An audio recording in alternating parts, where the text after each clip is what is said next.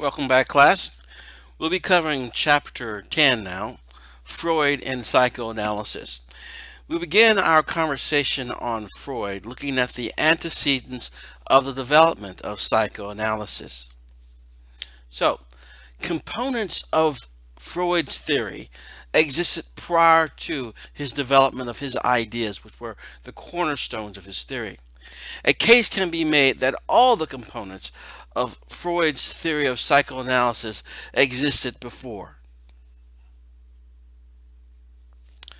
Leibniz, Goethe, and Herbart.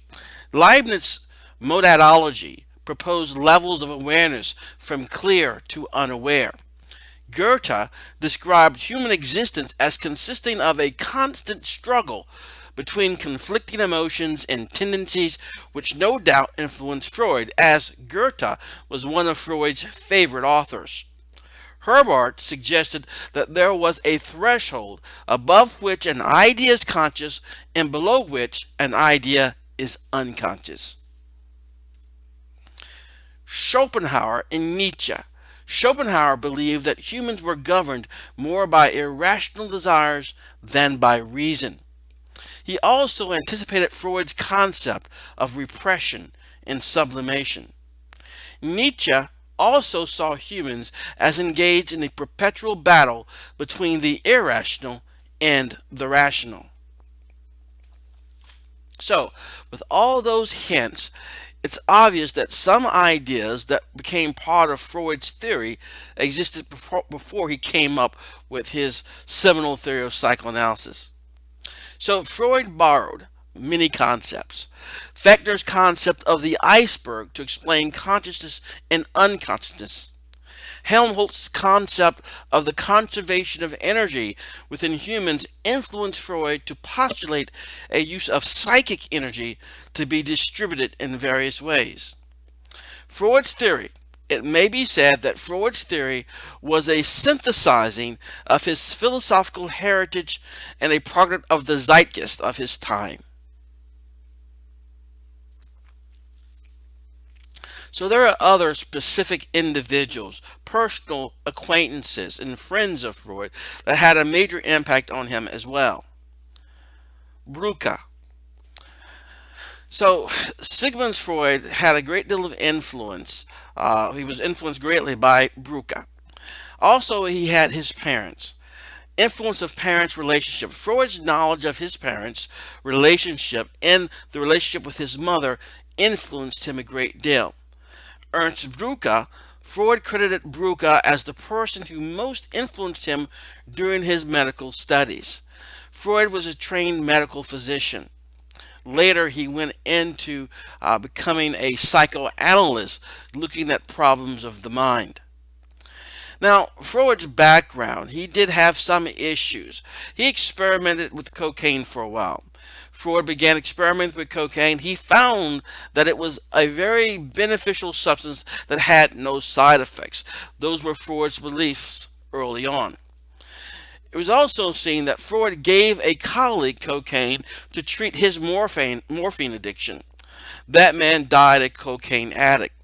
Freud's reputation, was damaged to some degree by these beliefs. This led to further skepticism of his theory. Now, the early influences on the development of psychoanalysis, Joseph Breuer. Freud worked with Breuer with the famous case of Anna O.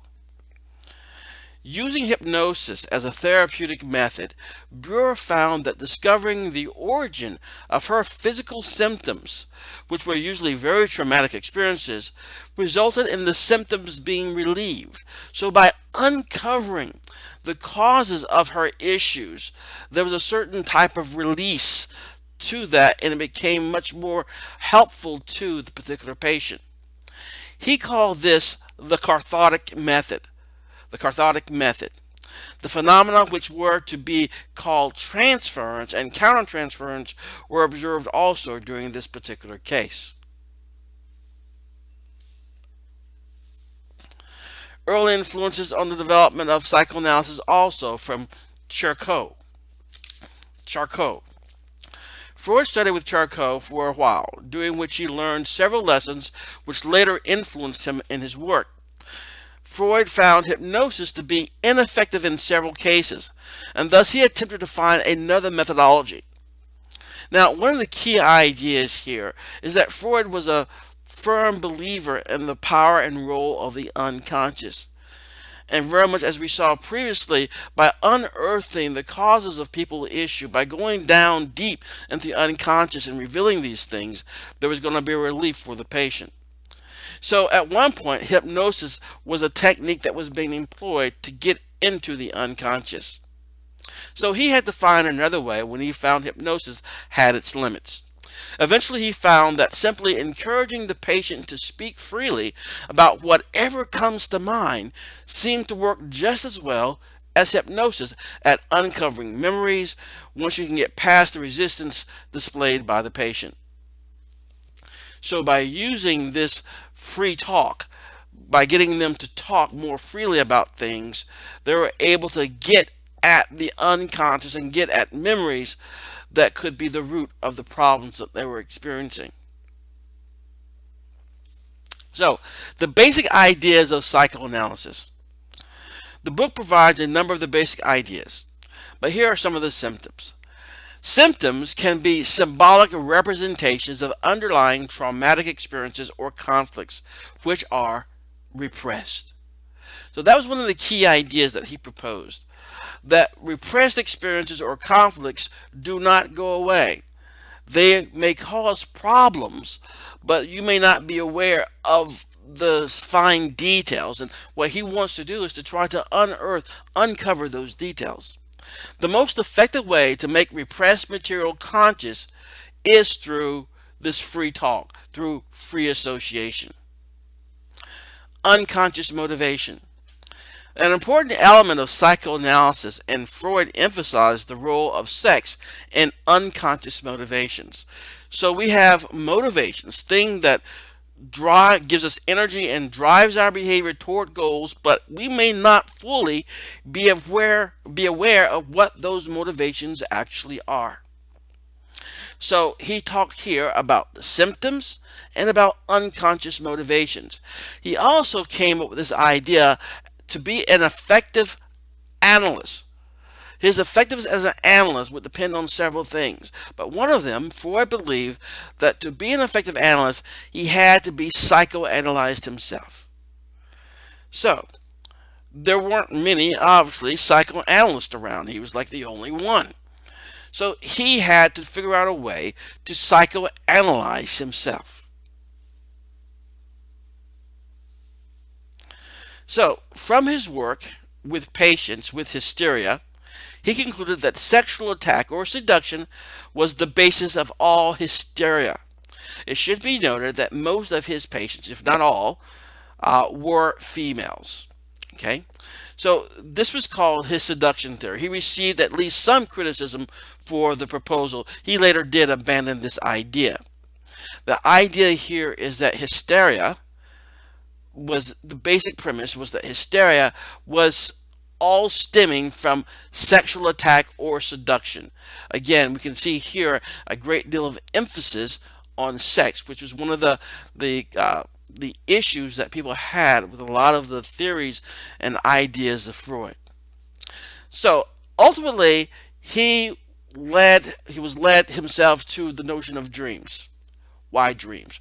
Remember previously I stated that he needed to psychoanalyze himself. Okay, he wanted to find out an effective way to do that. So Freud contended that to be an effective psychoanalyst, the individual must be psychoanalyzed. Because there was no person to psychoanalyze him, he must do it himself. He could not use free association on himself, so he needed another avenue for his self-analysis. He determined that dreams could be symbolic representations of repressed thoughts. So the dreams that we have could in some way reveal to us things in our unconscious, things that we do not have conscious awareness of. So dream analysis became a second method for tapping into the unconscious.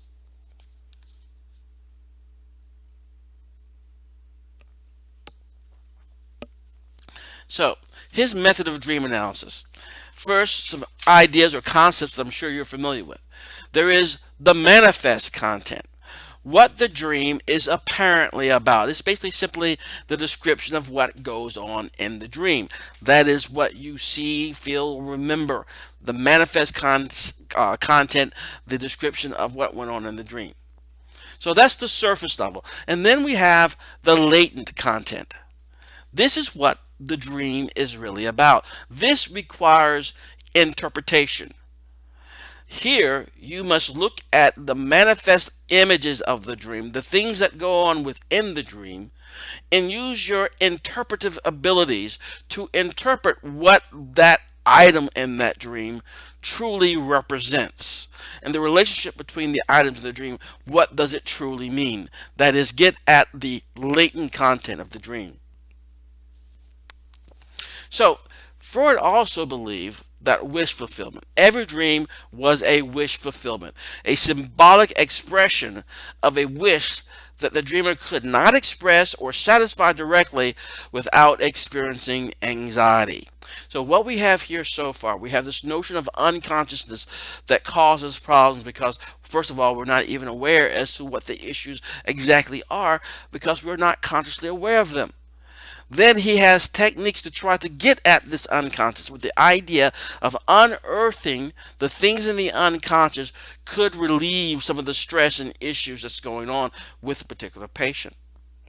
And then the idea that this stuff in the unconscious and these things that are in the dream that's coming from the unconscious are things that we cannot express or satisfy directly because they are anxiety producing types of items, dreams that may be inappropriate or desires that may be inappropriate. Therefore, they are repressed and they cause anxiety for us. So, dream work was the work to analyze the dreams properly. One must be trained and understand dream work, which disguises the wish actually being expressed in the dream. That's why you can't just look at the manifest content. You have to discern what the latent content truly is because it's hiding or disguising itself.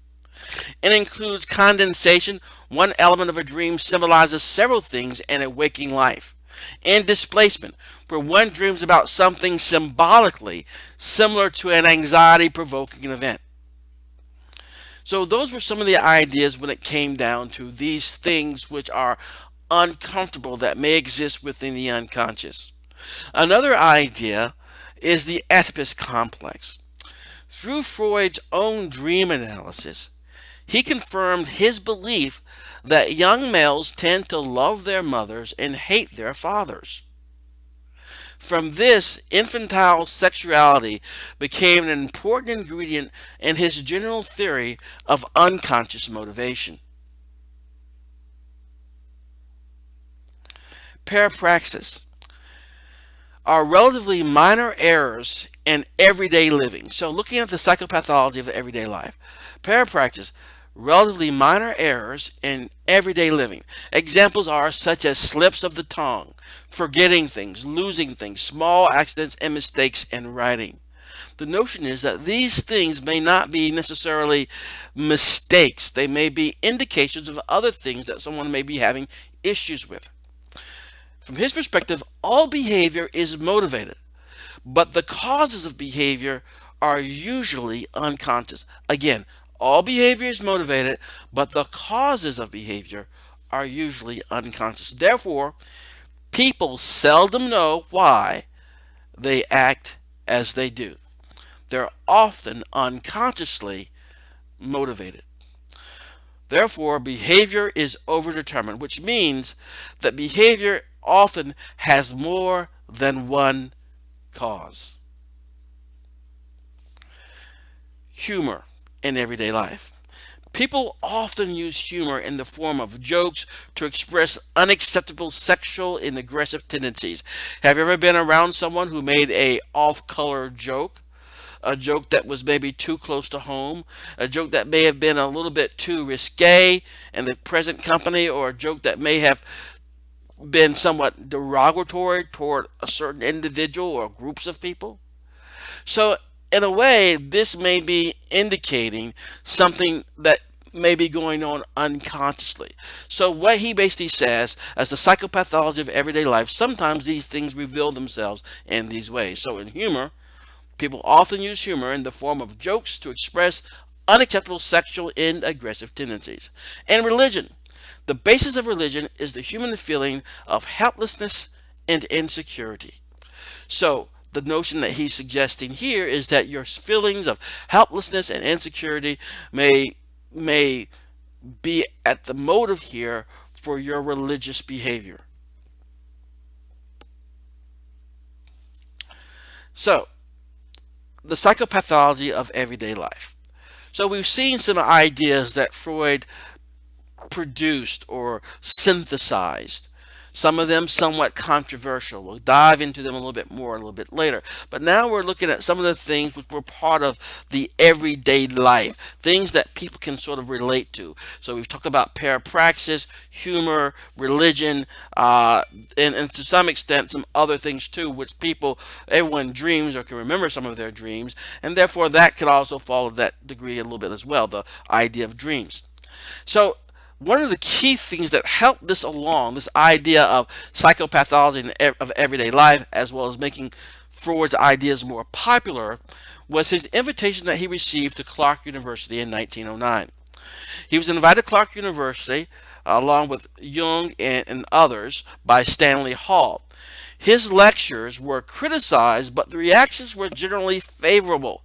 So he was with several individuals, Freud was, and he gave a series of lectures. He had the introductory lectures of psychoanalysis. His series of 5 lectures was later expanded into his influential introductory lectures of psychoanalysis work. So this is one of the seminal moments where Freud's fame sort of grew. So the growth of Freud's fame and psychoanalysis fame in a sense came from this event. So after his visit, Freud's name was better known, and his ideas of psychoanalysis was very known as well, and they sort of spread and grew rapidly. So remember, Freud and the influences of Freud in the States was very powerful. Remember, at one point, we'll see behaviorism being a major movement and wave in psychology, and then the ideas of Freud, another major movement and wave within psychology, that would then have a reaction to it that gave birth to the humanist movement. So now let's look a little bit more closely at Freud's theory, his theory of personality. So we've seen some of the basic ideas and basic concepts. We've seen how it's sort of related in everyday life, how people can sort of understand it in everyday terms. And we've seen how he sort of got popularized by those series of lectures. So now let's look a little bit more at the theory. Early theory. He differentiated among the conscious, those things which we are aware of at a given moment, the preconscious, things which are not aware of but can easily be brought and become aware of them, and then the unconscious, memories which are being actively repressed. Remember, some of these ideas existed well before Freud. We saw some of the places where they started, but he's the one that sort of packaged them all together. He later expanded his views with the concepts of id, ego, and superego when it comes to the idea of a theory of personality. And he was one of the first to come up with a more comprehensive view of personality and the theory of it. So let's look at these elements. The id. The driving force of personality contains all our instincts, the things that we are born with. Okay? Entirely unconscious. Governed by the pleasure principle. We do things because they feel good. They cause pleasure for us. The collective energy of the instinct is called libido and accounts for most human behavior. As you probably recall, the id can be thought of as the beast in the basement, that it does what it wants to do because it wants to. It wants to have that immediate gratification. It's something that we do not necessarily want to have out in polite company. But the idea is this id, this unconscious thing, drives a lot of our human behavior. Then we have the ego, aware of the needs of the id in the physical world. So we know this thing that's sort of driving us or motivating us in certain directions, and we also know the world around us that have certain things that we must do in order to survive it.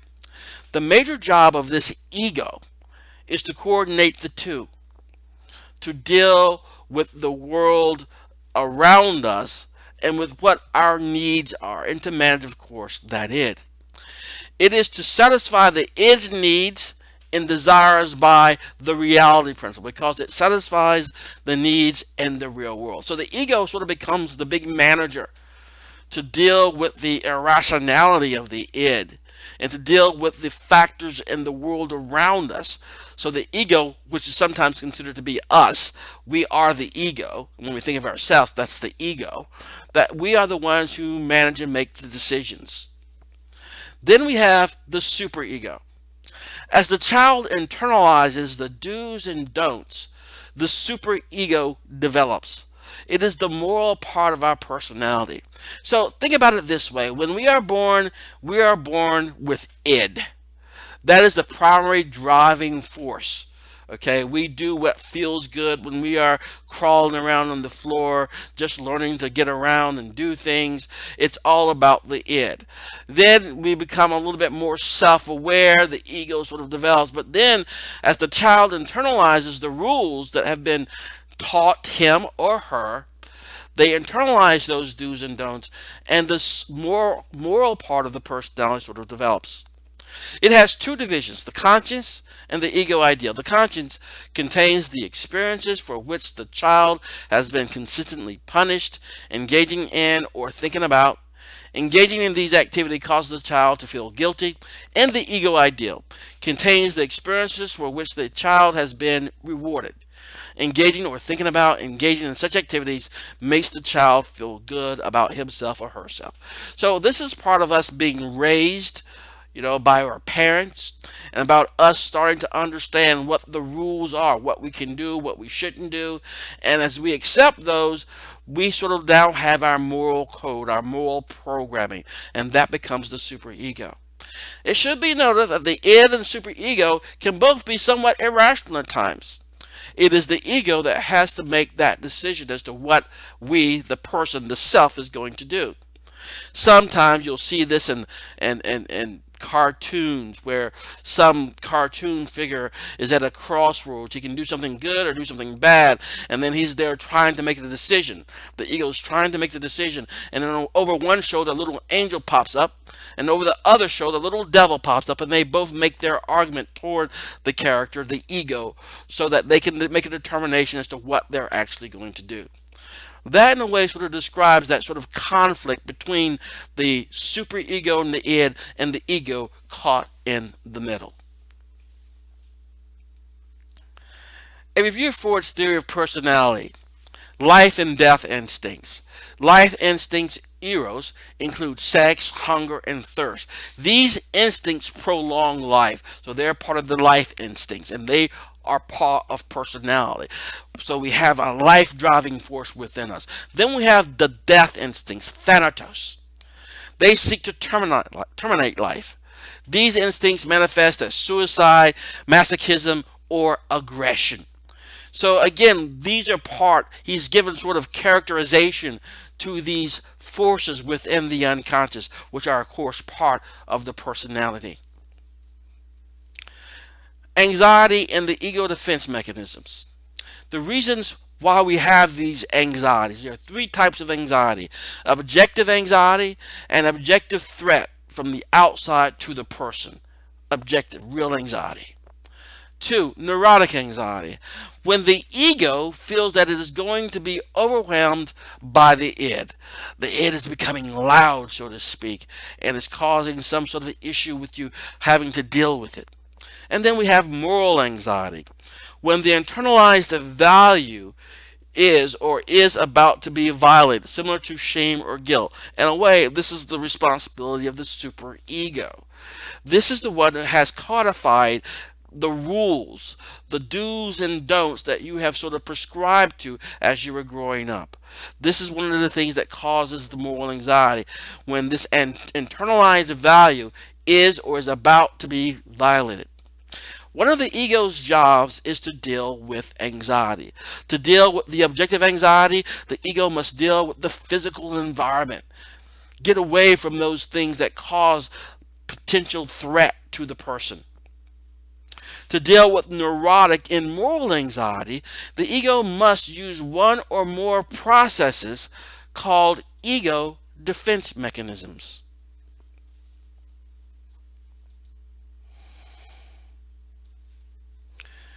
Ego defense mechanisms: repression. Ideas, memories, desires, which are in the unconscious, can enter consciousness only in disguised form, so that they do not cause anxiety. These ideas, memories, and desires are said to be repressed. So, in a sense, all the forms of defense mechanisms has some degree of repression involved in it. The ideas, the memories, the desires are repressed in some form. Displacement: replacing an object or goal that produces anxiety with one that does not. So we displace things that may be in our dreams, but something that is not going to be so anxiety provoking. So the idea of these defense mechanisms has as part of it the notion of repression and of displacement.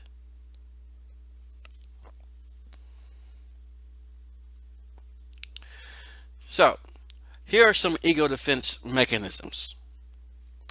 Sublimation: the expression of sexual urges indirectly through socially acceptable ways such as poetry, art, religion.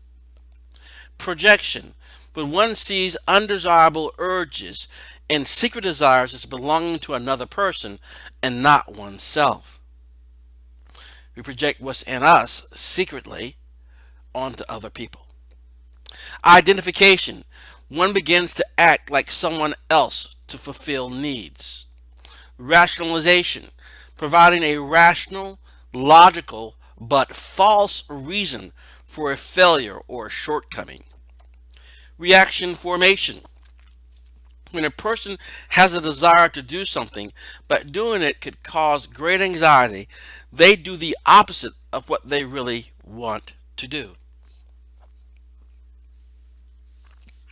Here are some other examples of defense mechanisms.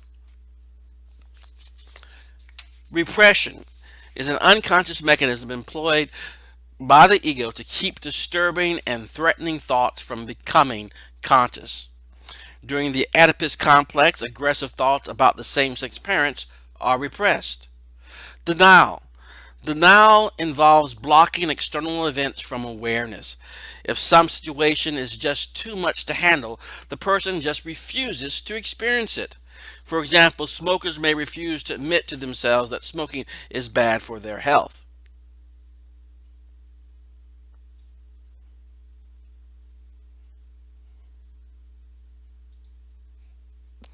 Now, let's examine more closely the psychosexual stages of development. Process development. Freud believed that at different ages there are different erogenous zones. These correspond to the part of the body on which sexual pleasure is concentrated. Each stage of his psychosexual stages of development, each stage refers to a particular erogenous zone. According to Freud, the experiences a child has during each stage determine to a large extent his or her adult personality. So as we began this particular segment, we were talking about the theories of personality. So now we're going back around as to how he sees large parts of our personality develop. So the experiences could result in the person becoming fixated at the stage and affect his or her personality as an adult.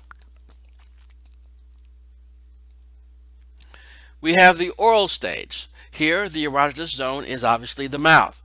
It lasts through the first year of life. Fixation at this stage results in either of two types of characteristics as an adult: a good listener, but also an excessive eater, drinker, kisser, or smoker, gullible, or a person who is sarcastic, cynical, and aggressive. The anal stage. Erogenous zone is the anus and buttocks area. Lasts through about the second year of life. Fixation results in either a person who is generous, messy, wasteful, tends to be a collector or to be stingy, orderly, and perfectionistic. The phallic stage. The erogenous zone is the genital area. Lasts from about the third year through the fifth year or so. The most important events during this stage are the Oedipal complex for boys and girls. The young boy has a desire for his mother and hostility toward his father, but also fears his father with castration anxiety. This is resolved when the boy starts to identify with the father as a role model. The most important events during this stage are the Oedipal complex for boys and girls. The young girl notices that she does not have a penis and blames the mother. She knows her father has a penis and wants to share with him, and she develops penis envy. Identifying with the mother and repressing her feelings toward her father resolve this. The most important event during this stage are the Oedipal complex for boys and girls. The identification with the same-sex parent in both cases results in the development of the superego. Now again, these were ideas that Freud proposed. They were not without controversy then as well as now.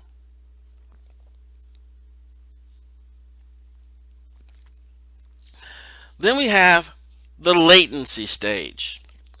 The libido is repressed, such as there is no erogenous zone during this stage.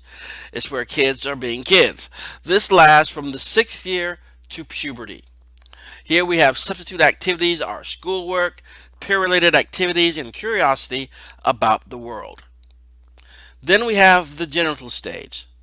The focus is again on the genital area with an interest in the opposite sex.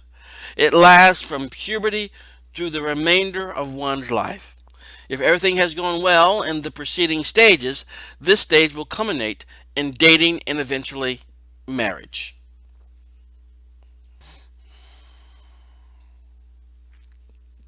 Now let's talk about Freud's fate, how time has allowed us to view his ideas and things of that nature. So, Freud's fate. Obviously, as most people are aware these days, he had an overemphasis on sex. Many of his followers broke with him just for that reason alone. Some thought he may have had a self-fulfilling prophecy. Freud found what he was looking for because he was looking for it. Then there's also the length, cost, and limited effectiveness of psychoanalysis. Psychoanalysis takes a very long time. It takes too long and too costly for common people.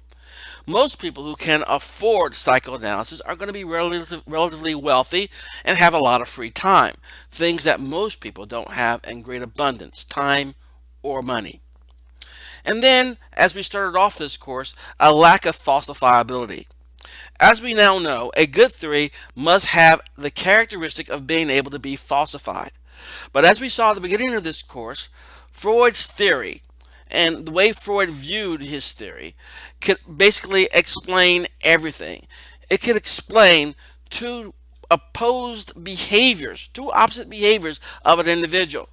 Okay, but the idea is that it did that without being able to be proven false. So the lack of falsifiability is an issue. The positive contributions of Freud. Well, first of all, the expansion of psychology's domain. Okay, because he was such a very powerful figure in psychology's early days, he was able to expand psychology into the masses. Psychoanalysis. He was able to start the whole process of how it is that one does therapy. And also, by understanding what some of the abnormal behaviors were, he was able to understand more clearly what normal behavior is. And then, of course, we had the generalization of some of his ideas of psychology to other fields as well. So that is Freud's fate. So there were some changes after Freud.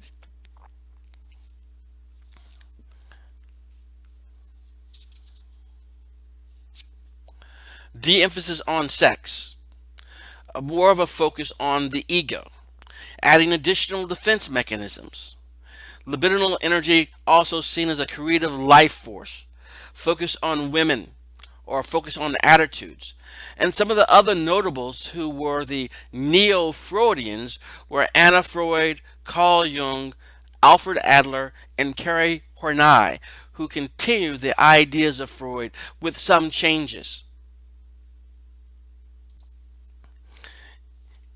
In your lecture notes, you'll see there are some additional slides that you can review that gives you a little bit more detail about Anna Freud, who happens to be Sigmund Freud's daughter, and her focus on things such as ego psychology and also analyzing children and adults, looking at the significant differences between them. And then we also have Carl Jung and his ideas of the libido.